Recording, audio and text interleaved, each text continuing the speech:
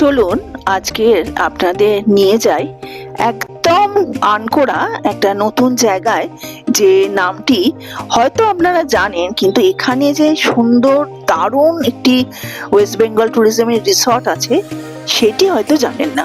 চলুন যাওয়া যাক। সেই সিঙ্গুরের জমি। আমাদের আজকের 28তম বিবাহবার্ষিকী। আমরা বেরিয়ে পড়েছি সকালে রামপুরহাট যাওয়ার উদ্দেশ্যে। আকাশ মেঘমুক্ত, রোদ ঝলমলে। এই শক্তিগড় পেরোচ্ছি। চারপাশে শুধু মিষ্টির দোকান।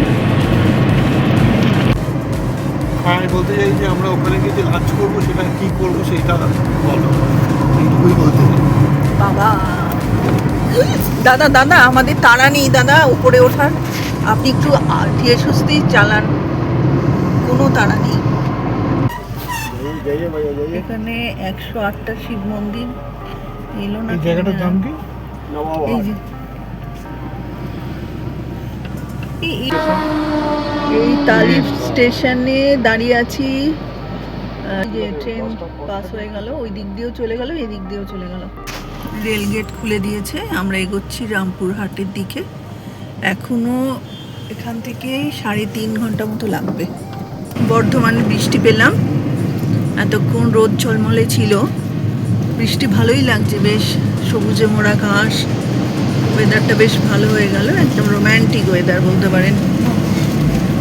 একজন পাশ থেকে বলছে বাবা। আমাদের গাড়ি 100 কিলোমিটার গতিতে চলছে। আমাদের ডেস্টিনেশনে রামপুরহাটে পৌঁছতে এখনো 3 ঘন্টা, তাই তো? হ্যাঁ, এখন ঘড়িতে বাজে 10টা 10, মানে আমরা 1:30টা নাগাদ পৌঁছবো, তাই তো? ধোঁয়াধার বৃষ্টি শুরু হয়ে গেছে। মেলা বাঁক বাঁক ও হ্যাঁ হ্যাঁ, দেখছেন, সব জল ভরে রেখেছে, এখান থেকে তুলে সব বেরিয়ে যাবে। ও এদিকে শ্মশান আছে। বোলপুর আরো 12 কিলোমিটার। আর এখন ঘড়িতে বাজে হচ্ছে 10টা 40। খুব সুন্দর। তুমি তো কত কিছুদিন আগে এসেছো। হ্যাঁ, আমরা বন্ধুদের সাথে। আমাদের এখন প্ল্যান হচ্ছে অজয় নদীর তীরে একটু ছবি তুলবো, অর্থাৎ ফটোশ্যুট করবো। অজয় নদীর ব্রিজে উঠেছি, একটুখানি ছবি তুলবো। এর উপর দিয়ে বাইক যাচ্ছে, দেখুন কাণ্ড, দেখুন বাচ্চাকে নিয়ে ফুটপাতের উপর দিয়ে চলে গেল। বাবা কাঁপছে। এটা লাভলি না? এই মদন মিত্রর, লাভলি বললেই মদন মিত্রর কথা মনে পড়ে যায়। রোদ এখন একদম কটকটে রোদ। আবার বাইক, আবার সাইকেল, মানুষ আসেন এখান দিয়ে, হাওয়াও দিচ্ছে।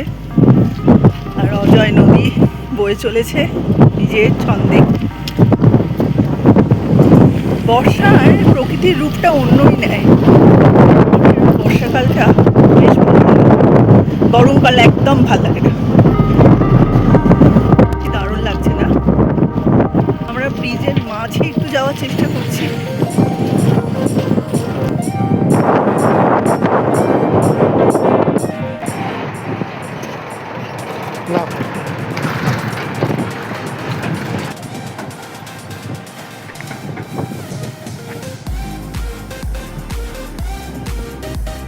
আমরা শান্তিনিকেতন বোলপুর ক্রস করছি, সোনাঝুরি হাটও ক্রস করে এলাম।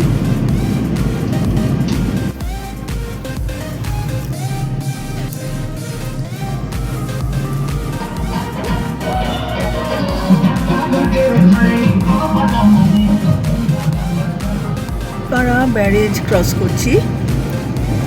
আর কিছুটা দূরে আমাদের গন্তব্যস্থল রামপুরহাট।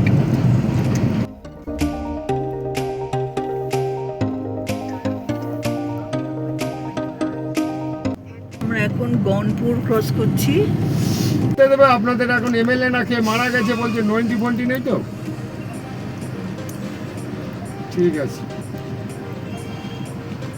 না, ওটাতেই তো যেতে বললো, আগে 90 আছে, ওটাতেই যেতে বললো। বুঝে গেছেন? না উনি বলছে ওইটা দিয়ে আসতে 280 মিটার। ওই নিশ্চিন্তপুর কলোনি বললে বলে দিতে পারবে। জাস্ট একটুর জন্য মিস হয়ে গেল এইটা। ওইটা মোড়ে মাথা। হ্যাঁ, আমরা প্রায় এসেই গেছি, আর কতক্ষণ, 9 মিনিট, আর 9 মিনিট মতো। স্টেশন থেকে 1 কিলোমিটার, ঠিকই বলেছে। স্টেশনের কাছে। তারাবিতান।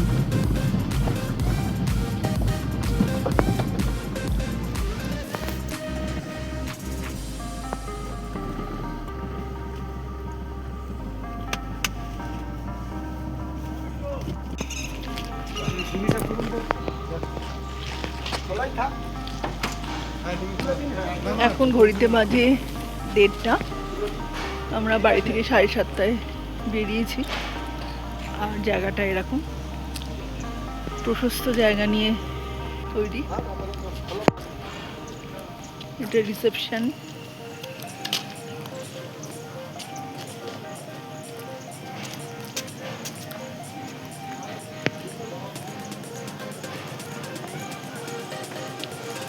Children's park.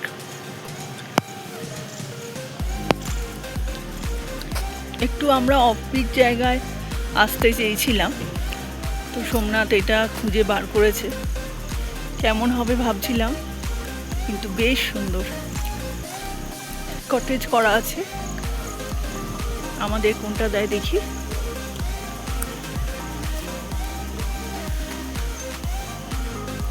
তো 1 থেকে 108 এই দিকে।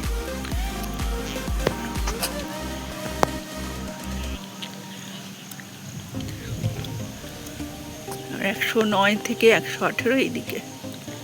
ওইদিকেও আরও আছে কটেজ। সুন্দর, বৃষ্টিও নেই, রোদও নেই, খুব ভালো লাগছে। ঠান্ডা ঠান্ডা হাওয়া দিচ্ছে। রাতের রূপটা নাকি আরো সুন্দর। আমরা এখন বসে আছি রুমের জন্য। কটেজটায় থাকবো, সেখানে আমাদের নিয়ে যাচ্ছে গাড়ি। কটেজের সামনে একদম গিয়ে থামবে। দেখো অনেক হাঁস দিকে। কি সুন্দর। এই যে আমাদের বন্ধুরা, এদের সঙ্গে একটা দিন কাটাবো।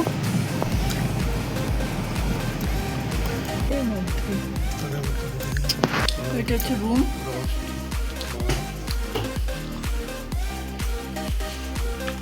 ব্যালকনি কিছু নেই? ব্যালকনি আছে। বাহ, এটা হচ্ছে ব্যালকনি।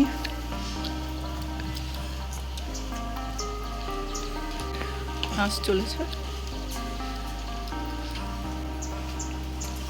সন্ধ্যাবেলায় বসে আড্ডা মারার জন্য বেশ ভালো।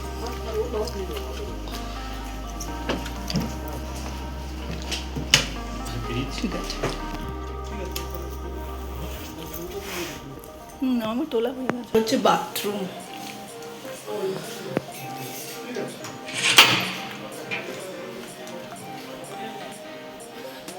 বেশ বড় বাথরুম, অসুবিধা হবে না।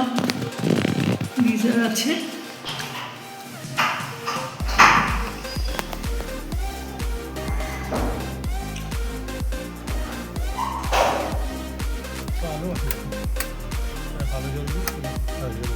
শীতকালে মানে বেশি হয় লোকজন মনে হয়। হ্যাঁ, এটা খবর অনেক। লাঞ্চ করতে যাব। লাঞ্চ করতে যাওয়ার পথে এদের দর্শন পেলাম, মতো ঘুরে বেড়াচ্ছে।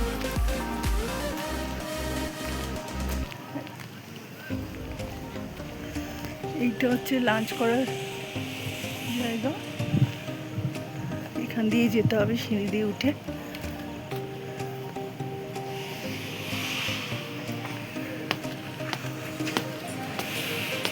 রেস্টুরেন্ট এরকম লাগছে। খুব ভালো লেগেছে আমার জায়গাটা।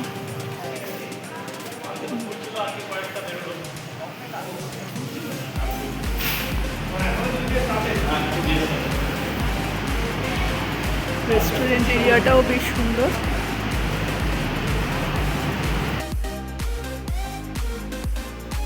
এখন ঘড়িতে 2:10। আমরা আসার পথে খাবার কি খাবো অর্ডার দিয়ে দিয়েছিলাম, ওরা মোটামুটি রেডি রেখেছে। বাহ, অ্যাকোয়ারিয়ামটা দারুণ।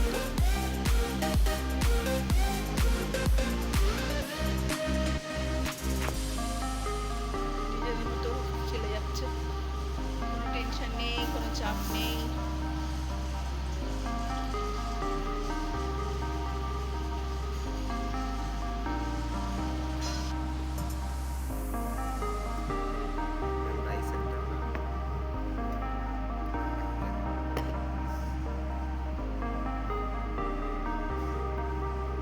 থালিতে এত রকম আছে, ডাল আছে, পটল আলুর তরকারি, ফুলকপির তরকারি, ঝুড়ো আলু ভাজা, ঘি আছে, আলু ভাতে আছে, ওদিকে চাটনি আছে, রসগোল্লা আছে। আর এখানে হচ্ছে আর মাটন আসবে, মাটনও বলা হয়েছে। খেয়ে বলবো যে টেস্ট কেমন। হোটেলের তরফ থেকে এটা আমাদের দেয়া হলো বক ফুলের বড়া। রান্না ছিল অসাধারণ, খেয়ে এত তৃপ্তি পেয়েছি আমরা, কি আর বলি। এইটা আমাদের কটেজ, এখানে প্রজাপতি ঘুরছে। কটেজটা আমাদের দুজনের এত ভাল লেগেছে, কটেজের সামনে দাঁড়িয়ে একটু ফটো সেশন করে নিলাম।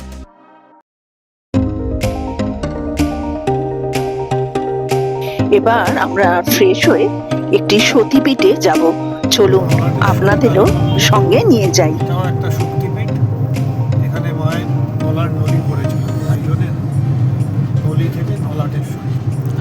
লাঞ্চ করে বেরিয়ে পড়লাম মন্দিরের উদ্দেশ্যে। নলহাটি মন্দিরে চলে এসেছি।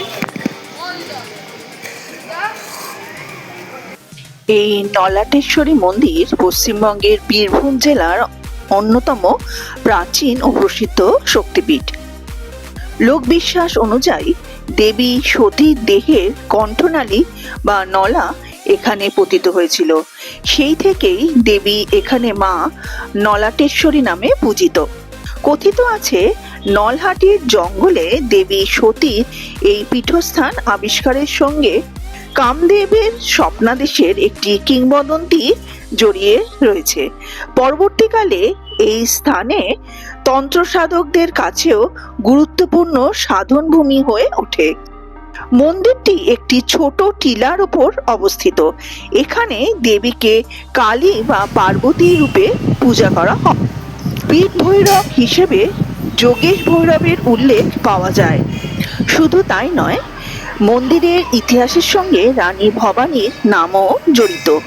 বীরভূমের সরকারি সংস্কৃতি তথ্যভাণ্ডার অনুযায়ী রানী ভবানীর উদ্যোগে নলাটেশ্বরী সতীপীঠের মন্দির নির্মাণের সঙ্গে ঐতিহ্যগতভাবে তার নাম যুক্ত। আজও নলাটেশ্বরী মন্দিরে সারা বছর বহু ভক্তের সমাগম হয়। পুরাণ, লোককথা, সাধন ঐতিহ্য ও বাংলা প্রাচীন সাংস্কৃতিক এক অপূর্ব মিলনস্থল হিসেবে নলাটেশ্বরী মন্দির বীরভূমের অন্যতম গুরুত্বপূর্ণ তীর্থস্থান।